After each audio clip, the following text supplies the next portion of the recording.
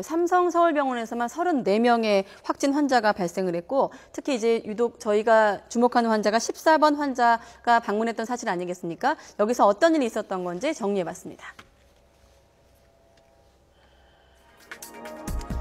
네, 2차 감염자인 14번 환자, 지난달 27일 평택 굿모닝 병원에서 삼성서울병원 응급실로 이송이 됐습니다.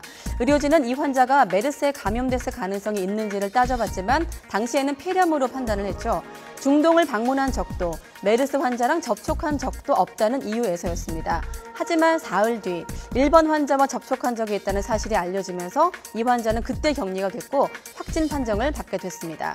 그 사이에 병원을 찾은 환자, 보호자, 의료진 등 총 890여 명이 메르스 바이러스에 노출이 된 거겠죠. 앞서 말씀드린 10대 환자도 아마 이때 감염된 것으로 보입니다. 자, 오늘 삼성 서울병원에서만 17명의 환자가 추가됐고, 지금 10대 환자 얘기도 계속 하고 있습니다만은 14번 환자의 관리에서 가장 문제가 있었던 건 어떤 부분이라고 보세요?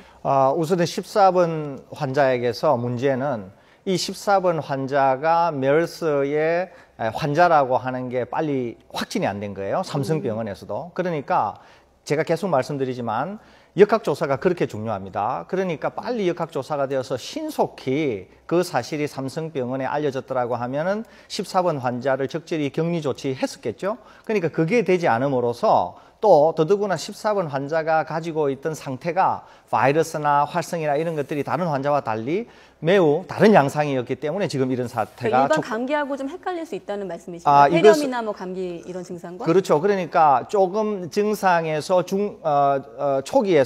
초기는 감기와 매우 비슷하지만 약간 진행이 되고 나면 이제 폐렴이나 약간 메르스의 독특한 성질을 보이기는 합니다만은 그럼에도 불구하고 알려져 있는 폐렴이나 이런 것들과 또 구분이 잘 안 되니까 사실 어려움이 있었던 것이죠.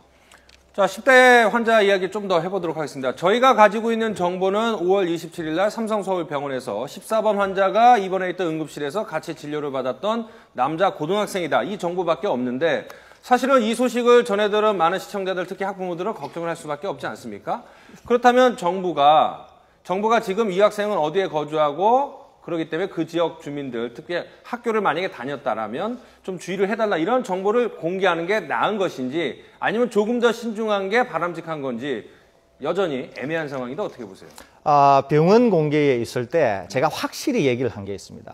초기에는 조금 국민의 우려가 있을 수 있고 또 국민들께서 정보가 부족하기 때문에 또 병원에 이미 계신 분들이 공개가 되면은 거기에 있는 분들이 또 다른 병원으로 옮기겠다 이러면은 확산의 염려도 있고 또 거동이 안 되는 분이라든지 상태에 따라서 사고도 날 수 있고 제가 그런 염려를 했었습니다. 물론 당국에서도 초기에는 충분히 수습이 가능하다고 봤기 때문에 공개를 꺼렸었을 가능성이 있습니다. 그런데 환자가 많아지면서 제가 당국에 계속 촉구하기를 이제는 공개를 해야 된다. 공개를 해야만이 수습을 좀 더 원활히 할 수 있다. 이런 얘기를 했었습니다. 더불어서 제가 계속 촉구한 것이 뭐냐 하면은 환자가 많아지면 더 이상 정부만으로는 안 되고 국민의 도움을 협조를 받아야 되기 때문에 법이 허용하는 한도 내에서 개인정보도 공개할 필요가 있다. 그리고 그런 동선도 공개할 필요가 있다. 이것을 제가 주장하고 또 정부에게 그런 것을 검토해 주기를 강력히 요청을 하고 있습니다. 지금 이렇게 환자가 많아지면 추적이 사실상 이제 불가능한 시점이 오게 되거든요. 그 시점이 얼마 남지 않았습니다. 그렇기 때문에 정부가 이제라도 법이 허용한다고 하면 신상 공개를 해서 국민의 협조를 받는 것이 수습을 하는데 조금 더 도움이 될 거라는 판단에서 저는 공개를 하는 게 바람직하지 않을까. 그러니까 이제 말씀하신 거는 어느 선까지는 정부가 통제가 가능하고 국민의 우려를 막기 위한 조치가 가능하지만 그 순간을 놓치면, 타이밍을 놓치면 더 이상 수습 불가하다. 그렇죠. 그렇게 되면은 국면이 달라지게 되면은 현실적인 것을 반영을 해야 되거든요. 그래서 지금은 현실적인 사실을 반영할 그런 아주 기로에 서 있는 그런 국면이라고 보시면 되겠습니다. 지금 고3 학생 18살이라 그러면은 추정컨대 고3일 가능성이 크거든요. 16살이요? 16살인가요? 이제 고등학생인데 지금 서울시교육청이 강남하고 서초인 거는 고등학교는 지금 현재 빠져 있습니다. 빠져 있는데 고2, 3학년 고등학생들은 지금 이르면 다음 주 서울시 산하의 다음 주나 다다음 주 기말고사를 치르거든요. 이런 현실적인 어려움이 있는데 어찌됐든 이런 좀 지혜를 발휘해서 이런 부분을 빨리빨리 수습하고 좀 대응책이 좀 필요하다고 앞서 봅니다. 그 설대훈 선생님께서 말씀하신 부분의 연장으로 좀 손수호 변호사께 여쭤보면 네. 그런 국민의 협조가 필요한 시점이기 때문에 정부의 대응도 비공개 방침에서 공개 방침으로 바뀌었다고 볼 수 있을까요? 네, 일단 그 좀 시기적으로 늦은 감이 없지 않아 있습니다. 또한 그 더욱 중요한 것은 실제로 최초에는 이제 공개하지 않아도 된다, 충분하다라는 그런 입장을 보였는데요. 결국 여론의 어떤 그 압박에 굴복한 것인지 아니면 정치적인 어떤 그런 그 배경이 있었는지 그 부분은 정확히 모르겠습니다만 결국은 초기에 하지 않았던 공개를 뒤늦게 하기 시작한 것이거든요. 그렇다면 국민들 입장에서 볼 때는 굉장히 불안하게 생각할 수가 있습니다. 왜냐하면은 그렇다면 정부가 초기에 공개하지 않았던 것이 어떠한 그 잘못된 대응이었던 것은 아닌가? 혹시 초기에 그 공개하지 않음으로 인해서 확산이 좀 더 원활하게 좀 더 크게 이루어진 후에 뒤늦게 이제서야 공개하는 것이 아니냐. 이렇게 한다면은 그렇지 않아도 정부의 대응에 대해서 현재 불신이 큰 상황에서 더더욱 정부에 대해서 앞으로도 더 신뢰할 수 없는 그런 상황으로 갈 수 있는 그런 가능성이 있어 보이기 때문에 이 공개가 좀 늦은 것이 아닌가 이렇게 우려가 됩니다. 자, 교수님, 이 서울 경기 지역이 오늘부터 수요일까지 사흘 동안 일괄적으로 이제 휴업에 들어갔습니다. 서울 강남 지역 포함해서요. 이 사흘이라는 게 어떤 의미가 있는 건가요? 우선 사흘이라고 하는 게 바이러스가 기본적으로 지금 알려져 있기로는 보통의 상태에서는 한 48시간 정도 생존력을 가지고 있는 것으로 알려져 있습니다. 이제 뭐 습도가 높아지면 생존력이 떨어지고 이제 마치 루머처럼 말이 떠돌고 있지 않습니까? 그것은 어느 정도 연구에 기반한 사실입니다. 그래서 이제 한 3일 정도를 생각하는 것이고요. 소독을 하더라도 소독하고 나서 폐쇄한 다음에 한 3일 정도 지나면은 방금 말씀드린 그런 이유 때문에 우리가 다시 오픈할 수 있으니까 이제 바이러스의 특性, 그 생존력 이런 것들을 고려해서 그렇게 얘기하는 것입니다. 그러면 목요일부터 다시 등교가 허용이 되고 재개가 된다면 안심하고 자녀들을 보내도 되는 건가요? 이 상태에서 환자가 더 생긴다든지 또 환자가 생기는 경향이 어떻게 된다든지 그런 것들을 종합적으로 보고 판단해야 되지 않을까 그런 생각이 듭니다. 제가 한 말씀 좀 덧붙이고 싶은 게 있는데요.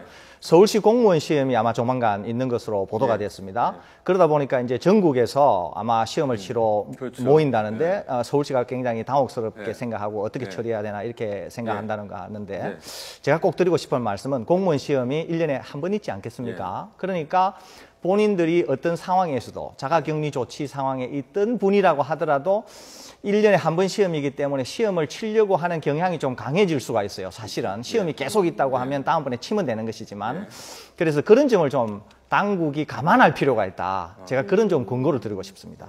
그럼 어떻게 해야 됩니까? 그렇게 되면 전국에서 왔다가 혹여라도 그런 대규모의 모임이 있고 나서 또 전국으로 흩어질 거 아니겠습니까? 그렇죠. 그렇게 되면은 뜻하지 않은 상황이 생길 수 있으니까 메르스가 좀 진정된 국면에서 시험을 치면 어떨까 그런 좀 권고를 드리고 싶습니다. 또 하나 이제 그 공무원 시험 장소가 문제인데요. 시험 장소가 이제 그 서울 시내에 있는 그런 그 학교에서 치게 됩니다. 그렇죠. 그렇다고 한다면 학교에서 치르죠. 네네 그렇게 된다면은 현재 휴교까지 하면서 결국 이제 그 학생들에게 전파되는 것을 이제 막고 있는데 그런 공무원 시험 그 응시 인원들로 인해서 학교가 또 오염될 가능성도 배제할 수 없거든요. 그렇기 때문에 이번 시험에 대해서 좀 더 지혜를 모아야 되겠고요. 또 하나 걱정되는 것은 지금 그 16세 학생이 어느 학교인지 또는 지역이 어디인지 아직 공개가 안 되고 있지 않습니까? 그런데 제가 뭐 예상컨대 아마 오늘 오전 중으로 SNS로 여러 가지 불확실한 정보들이 떠돌 것입니다. 그렇게 된다면 오히려 더 불안감이 증폭될 것이고 또한 그 애꿎은 다른 그 선의의 피해자가 나타날 수도 있거든요. 또한 뭐 인적 사항도 또 허위로 또 나돌 가능성도 배제할 수 없습니다. 그렇다면은 최소한의 정보를 정부에서 오히려 선제적으로 공개하는 것이 지금 상황에서는 지금 시점에서는 오히려 혼란을 종식시키고 좀 더 국민들에게 좀 더 안심시킬 수 있는 그런 방법이 아닐까. 그러니까 루머가 사실을 집어삼키기 전에 먼저 정부가 선제적으로 정확한 사실을 공개하는 게 오히려 지금 국면에서는 바람직하다는 그런 지적이군요.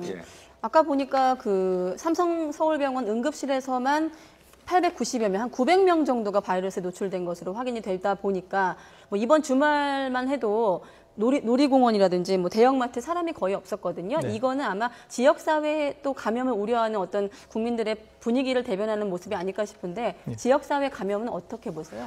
제가 이제 어제 말씀드리기를 지역사회 감염 가능성이 굉장히 커졌다. 그 이유가 어디 있느냐 그러면은 삼성 서울병원하고 그 다음에 부산에서 양성 반응이 나왔던 환자, 네. 그 다음에 부천의 환자, 이런 분들 얘기를 제가 하면서 지역사회의 감염 가능성이 커졌다. 그렇게 말씀을 드렸는데 일단 지역사회의 감염은 환자 수가 많아지게 되면 추적이 안 된 분들이 생길 수 있기 때문에 지역 감염 가능성이 커지게 되는 것입니다. 그러니까 지금 이 국면에서 환자 수가 많아졌지 않습니까? 그러니까 내일 모레도 이제 많아질 가능성이 좀 많아요.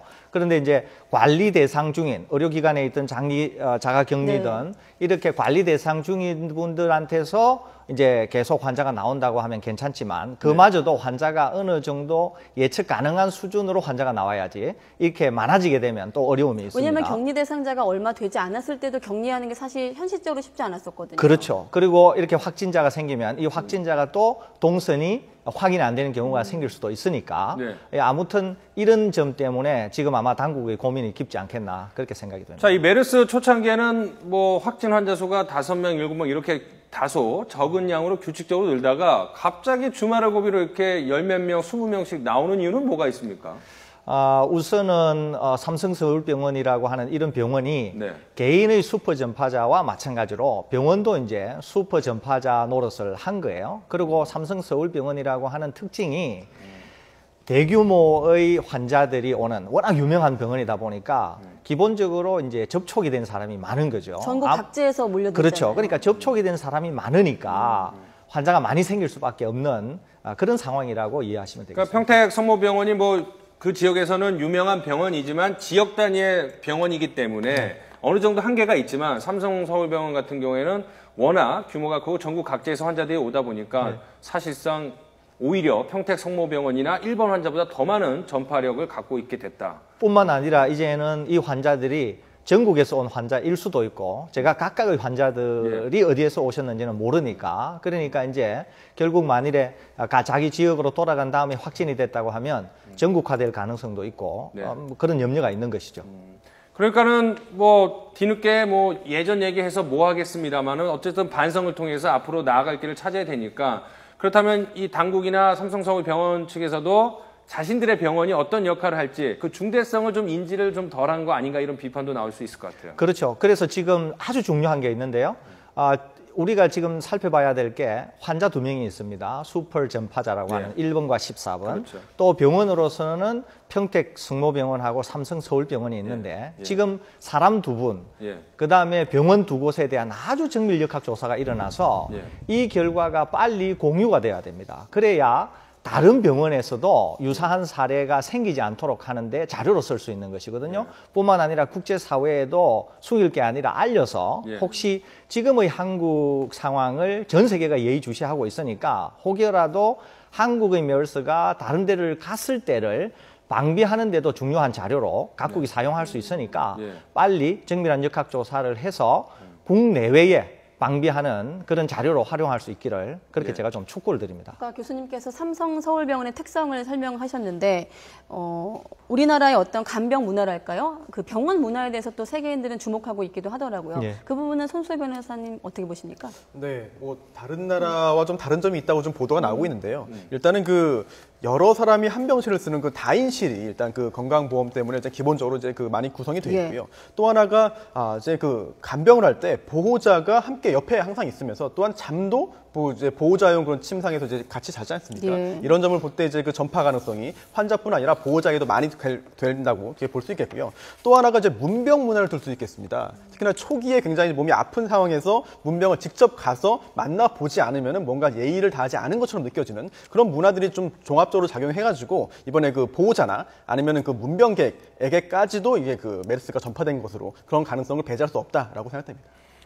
자, 지금 메르스 바이러스의 평균 우리나라 잠복기가 한 6.6일인 것으로 알려지고 있는데 앞서 그래픽으로도 전해드렸지만 삼성서울병원 응급실 14번 환자가 들어간 게 5월 27일. 그래서 6.6 일주일 정도 하면은 오늘 내일 정도가 아마 중대 고비가 될 거라는 분석이 나오고 있습니다. 이번 사태의 어떤 중대 국면을 내일로 보면 될까요? 내일까지요? 꼭 그렇지는 않습니다. 또 그렇지는 않고, 예, 이렇게 환자가 또 생겼기 때문에 그 환자로부터 전파될 가능성도 있고 해서 지금 당장은 뭐 며칠이다 이렇게 못을 받기가 좀 곤란한 상황이 되었다. 저는 그런 말씀을 좀 그러니까 드리고 오히려 싶습니다. 사태는 더 악화일로로 가고 더 멀리 오랫동안 지켜봐야 되는군요. 환자가 생겼다고 해서 사실은 예. 악화되었다 꼭 그렇게도 볼 수는 없습니다. 사실은. 그러는데 지금 국면에서는 환자가 우리가 관리하고 있는 환자들한테서 생긴다고 하더라도 네. 예상한 것보다 환자 수가 좀 많아지고 해서 네.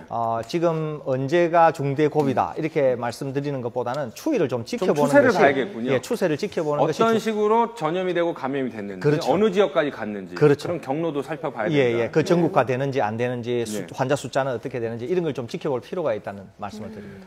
자, 이제 궁금한 것은 뭐 주말인가요? 이 정부에서 메르스 유전자를 분석을 해봤더니 중동 것과 99.5, 99.8%가 일치를 한다고 하는데 뭐 100%라는 건 불가능한지, 그래서 중동하고 일치하고 변이는 없다고 봐야 되는지. 근데 아까 교수님 말씀하신 거는 좀 우리나라에서는 좀 특이점이 좀 발견된다고도 말씀하셨거든요. 어떻게 봐야 됩니까? 우선 바이러스에는 DNA 바이러스, RNA 바이러스 이렇게 그렇죠. 나눌 수 예. 있는데요. DNA 바이러스 같은 경우에는 지역이 달라지더라도 염기 서열이 100%인 경우가 많습니다.